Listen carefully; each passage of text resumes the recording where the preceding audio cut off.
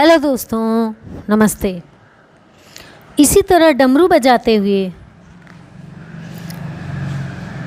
और भी ना जाने क्या क्या बड़बड़ाते जा रहा था रामदीन और उसका बेटा अंकुर। धीरे धीरे गांधी मैदान के उत्तरी छोर पर दोनों बाप बेटे के आसपास लोगों की भीड़ लगनी शुरू हो गई। रोज की तरह वे अपना करतब दिखाने की तैयारी में लग गए। गंगा का कटाव अपना भीषण रूप ले चुका था और सरकार के उदासीन रवैये के कारण उनका भी गांव कटाव की भेंट चढ़ चुका था। पूरा गांव ही पलायन कर गया। उनके घर में भी बाप बेटे के अलावा और कोई नहीं था। दोनों बाप बेटे भी रोजगार की तलाश में शहर आ गए। तब से वे यहीं शहर में रहकर छोटा मोटा करतब दिखाकर अपना पेट पाल रहे थे। कभी डाक बंगला चौराहा, कभी चर्च गेट, कभी म्यूजियम, तो कभी कहीं और। आज वे गांधी मैदान में अपना करतब दिखा रहे थे। ये पेट भी अजीब चीज़ है, ना जाने लोगों से कैसे कैसे काम करवाती है। करतब दिखाने के दौरान अंकुर को थोड़ी देर के लिए मरना होता था। सचमुच का मरना नहीं, बल्कि यूँ कहें कि मरने का अभिनय करना होता था। वह तो सिर्फ मरने का अभिनय ही करता था, किंतु वह उन लोगों से कहीं बेहतर था जो जीवित तो हैं किंतु उनकी संवेदनाएं मर चुकी हैं। खेल के दौरान रामदीन चाकू से अंकुर के पेट पर वार करता था और अंकुर के पेट से खून का फव्वारा फूट पड़ता था। इसके बाद वह ज़मीन पर गिरकर छटपटाने लगता और धीरे धीरे उसका शरीर शांत होता चला जाता। अपने नियमित अभ्यास और जीवंत अभिनय से वह स्वयं को इतना स्थिर कर लेता कि तमाशबीन लोगों को वास्तव में उसके मृत होने का भान होने लगता और एक एक करके लोगों की भीड़ रामदीन के कटोरे में पैसे डालती चली जाती। कुछ ही क्षण में उसके पास अच्छी खासी रकम जमा हो जाती। भीड़ छटने के बाद अंकुर फिर से उठकर बैठ जाता। तब तक न जाने कितनी देर तक उसे सांस रोके ज़मीन पर मृत पड़े रहने का अभिनय करना होता था। रोज रोज के इस झूठे अभिनय से वह तंग आ चुका था। आज भी सुबह दोनों बाप बेटे में इस करतब को लेकर चर्चा हुई। अंकुर कह रहा था, बाबा मैं तंग आ गया हूँ इस रोज रोज के झूठे अभिनय से। अब मेरा मन जरा भी इस खेल को करने का नहीं होता। और फिर इस खेल में खतरा भी तो बहुत है। यदि किसी दिन आपका निशाना चूक गया तो क्यों नहीं हम लोग कोई दूसरा काम देख लें। आखिर जीने के लिए कुछ ना कुछ तो ढंग का कर ही लेंगे। बात तो तुम ठीक ही कहते हो बेटा, लेकिन कोई दूसरा काम करने से पहले हाथ में 4 पैसे भी तो होने चाहिए। वैसे इस काम में तुम्हें क्या दिक्कत है? दोनों बाप बेटे मिलकर कितना अच्छा तो कमा रहे हैं। लेकिन फिर भी बाबा, मुझे झूठा अभिनय करना अच्छा नहीं लगता। मुझे लगता है कि ऐसा करके हम लोगों की भीड़ को बेवकूफ़ ही तो बना रहे हैं, उन्हें धोखा ही तो दे रहे हैं। वैसे सच्चाई भी तो यही है। क्या आप इस बात से इनकार कर सकते हैं? अंकुर ने अपनी परेशानी बताई। कहना तो तुम्हारा ठीक है, लेकिन तुम यह भी तो देखो हम किसे बेवकूफ़ बना रहे हैं। इसे बेवकूफ़ बनाना या धोखा देना नहीं कहते। हम अपने कर्तव्य से उनका मनोरंजन भी तो कर रहे हैं और मनोरंजन के बदले कोई हमें 4 पैसे दे ही देता है, तो इसमें गलत क्या है? रामदीन ने समझाते हुए कहा। फिर भी बाबा, गलत तो गलत। अंकुर की बात को बीच में ही काटता हुआ रामदीन तहस में आकर बोला, इसमें गलत जैसा कुछ भी नहीं है। हम उन्हें घर से बुलाने नहीं जाते कि चलो मेरा तमाशा देखो। वे स्वयं चलकर हमारे पास आते हैं। फिर तुम किस झूठे अभिनय की बात कर रहे हो? क्या तुम मुझे बता सकते हो कि आज के समाज में कौन झूठा नहीं है? सब के सब तो झूठा अभिनय ही कर रहे हैं। समाज के प्रत्येक व्यक्ति ने अपने चेहरे पर एक नकली मुखौटा लगा रखा है, जो समय और पात्र के अनुसार बदलता रहता है।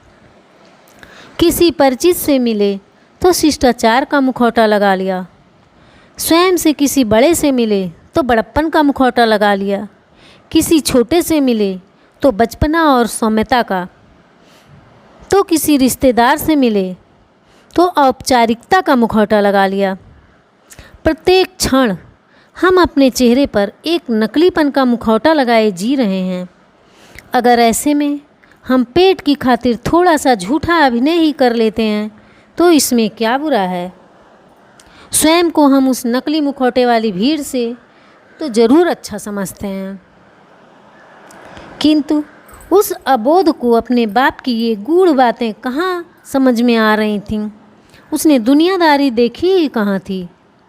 तभी तो वह सही गलत, उचित अनुचित के चक्कर में पड़ गया था, जबकि सही गलत, उचित अनुचित सब हृदय के भाव हैं और समाज के द्वारा अपनी सुविधा के लिए निर्धारित की गई सीमाएं नहीं रख सकते। इसकी कोई सीमा और परिभाषा नहीं होती है। अंकुर ने तो बस एक ही रट लगा रखी थी कि मैं आज से यह खेल नहीं दिखाऊंगा, तो बस नहीं दिखाऊंगा। वो तो किसी तरह रामदीन ने उसे डांट डपट कर खेल दिखाने के लिए राजी किया। उनके आसपास अब तक काफ़ी भीड़ इकट्ठी हो चुकी थी। रामदीन चाकू लेकर अंकुर की ओर बढ़ा। हमेशा की तरह अंकुर वार से बचने के लिए इधर उधर भागने लगा। इस बार वह भीड़ को चीरकर बाहर की ओर भागा। रामदीन दौड़कर उसे पकड़ लाया और चाकू का एक जोरदार प्रहार उसके पेट पर कर दिया। एक जोरदार चीख के साथ अंकुर जमीन पर गिर छटपटाने लगा और उसके पेट से गर्म खून का फव्वारा फूट पड़ा। तमाशा देखने वालों की पूरी भीड़ सांस रोके स्तब्ध खड़ी थी। रामदीन खाली कटोरा लेकर भीड़ की तरफ बढ़ा और जो कुछ ही देर में सिक्कों से पूरा भर गया। फिर वह कटोरे को खाली करके भीड़ द्वारा अंकुर के पास फेंक दिए गए सिक्कों को समेटने लगा। उसने एक उड़ती नज़र अंकुर पर डाली, जो अब तक तड़प रहा था। मन ही मन वह अपने बेटे की एक्टिंग पर खुश भी हो रहा था। वहाँ खड़ी भीड़ के बारे में वह सोचने लगा कि सब यही समझ रहे होंगे कि अंकुर के आसपास खून के छींटे हैं, जबकि उन्हें क्या पता है कि वह गर्म खून के छींटे नहीं बल्कि लाल रंग का निशान है। ना जाने कितनी ही बार उसने अंकुर के पेट पर बंधी रंग से भरी प्लास्टिक की थैली पर चाकू से वार किया है और अंकुर ने भी बखूबी मरने का स्वांग रचा है। एक उपेक्षा भरी हंसी उसने वहाँ खड़ी भीड़ के लिए हंसी और मन ही मन कहा, बेवकूफ़, अंकुर ठीक ही कह रहा था। कुछ क्षण पश्चात भीड़ धीरे धीरे वहाँ से छट गई। रामदीन अब तक पैसों को मिलाने में ही व्यस्त था और अंकुर का शरीर बिल्कुल शांत पड़ा था। वह पूरा पैसा गिन लेने के बाद रामदीन ने खुश होकर कहा, वाह बेटा, आज कितना ज़बरदस्त अभिनय किया तुमने। घंटे भर में ही हमने पूरे 500 रुपये की कमाई की है। इतना तो हम कई दिनों का खेल दिखाने के बाद भी नहीं कमा पाते थे। आज का हमारा शगुन काफ़ी अच्छा था और आज मैं बहुत खुश हूँ।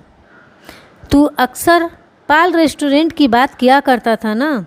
चल, आज हम दोनों बाप बेटे वहाँ का मसाला डोसा खाएंगे। आज की पूरी कमाई तुम्हारे जीवंत अभिनय के कारण ही तो हुआ है। तू भी क्या याद रखेगा अपने बाप को। रामदीन ने महसूस किया कि वह काफ़ी देर से इतना कुछ बोले जा रहा है और अंकुर कोई जवाब नहीं दे रहा है। वह उठकर अंकुर के पास पहुंचा और उसे हिलाकर उठाना चाहा। अंकुर पर कोई प्रतिक्रिया नहीं हुई और वह उसी प्रकार निःशब्द शांत पड़ा रहा। घबराकर रामदीन ने अंकुर के शर्ट को ऊपर की ओर खींचा। जो दृश्य उसकी आंखों के सामने था उस पर उसे विश्वास ही नहीं हुआ। लाल रंग से भरी प्लास्टिक की थैली जस की तस सुरक्षित पड़ी थी और चमचमाती चाकू थैली के बगल में अंकुर के पेट में गोदा हुआ था। तो क्या इतनी देर से उसका बेटा वास्तव में दर्द से तड़पता रहा और वह उसे एक्टिंग समझता रहा। तो क्या अंकुर के आसपास बिखरे लाल रंग के छींटे उसके अपने बेटे के रक्त के छींटे थे? क्या आज उसके हाथों अपने ही बेटे का कत्ल?